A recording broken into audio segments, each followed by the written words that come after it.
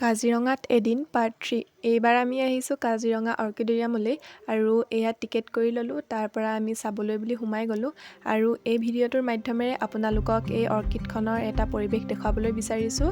আৰু ভাল লাগিলে লাইক কমেণ্ট শ্বেয়াৰ কৰি মোৰ চেনেলটোক ছাবস্ক্ৰাইব কৰি দিব। তেতিয়াহ'লে ভিডিঅ'টোলৈ আগবাঢ়ো আহক।